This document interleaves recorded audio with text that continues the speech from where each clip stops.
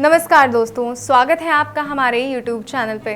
दोस्तों, जैसे कि आप जानते हैं कि हम आपके लिए कुछ ऐसे आसान टोटके लेकर आते हैं जिन्हें अगर आप अपने जीवन में अपनाते हैं तो आपके जीवन में कभी कोई भी परेशानी, कोई भी दुख नहीं आते। अगर आप हमारे बताए गए टोटकों को सही तरीके से, सही नुस्खे के साथ, सही विधि और सही मंत्र से अपनाते हैं तो आप अपने जीवन की हर परेशानी का हल खुद ही निकाल सकते हैं। अपनी हर समस्या का समाधान घर बैठे खुद ही कर सकते हैं। और आज जो टोटका, जो विधि मैं आपके लिए लेकर आई हूँ, जो उपाय मैं आपके लिए लेकर आई हूँ, वो तो बहुत ही सरल है। बहुत ही सरल विधि, सरल सामग्री के साथ मैं आपके लिए उपाय लेकर आई हूँ जिसे अगर आप अपनाते हैं तो आपका ऐसा कोई भी रुका हुआ कार्य नहीं है जो पूर्ण नहीं होगा। ऐसा कोई भी कार्य नहीं है जो अपने आप में पूरा खुद से नहीं होगा अगर आप इस विधि को अपनाते हैं। सही तरीके से विधि को अपनाइए, मंत्रों का उच्चारण सही तरीके से कीजिए। कई बार हम विधि तो सही कर लेते हैं लेकिन मंत्रों का जो उच्चारण है वो हम गलत करते हैं, तो मंत्र जो है वो कार्य नहीं करते क्योंकि वो मंत्र गलत हैं। इसलिए इस बात का खास तौर पर ध्यान रखिए, विधि अपनाइए, मंत्र का उच्चारण सही तरीके से कीजिए।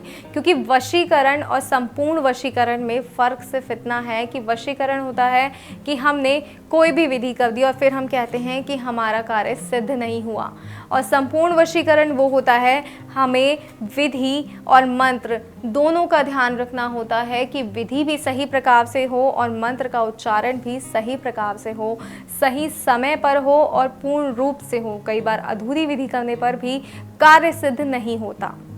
अगर आप चाहते हैं आपका कार्य सिद्ध हो तो आपको विधि को पूरा ही करना होगा।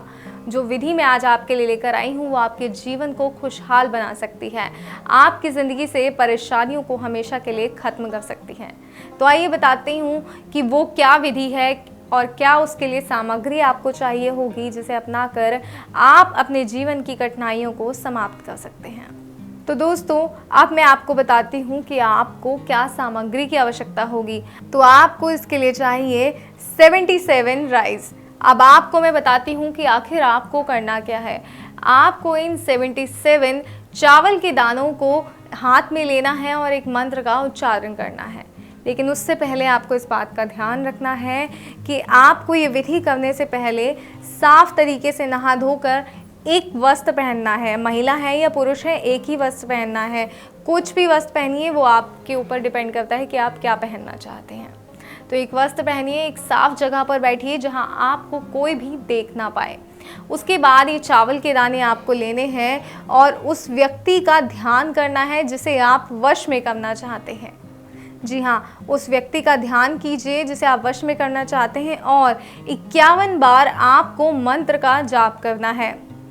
आपको चावल के जो दाने हैं जहां आप बैठे हैं उस आसन पर बिछा लेने हैं, उसके ऊपर बैठ जाना है और बैठकर फिर 51 बार आपने मंत्र का जाप करना है।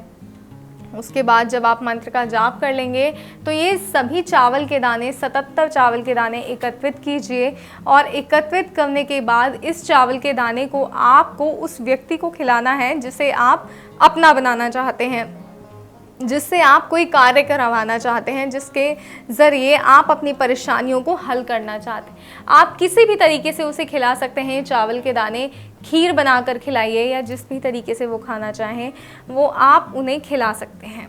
आपको बस ये चावल के दाने उनको खिलाने हैं। जैसे ही आप ये उन्हें खिला देंगे आपका कार्य पूर्ण तरह से पूरा हो जाएगा और आप जो है अपने मकसद में कामयाब हो जाएंगे, आपकी परेशानियों का हल हो जाएगा।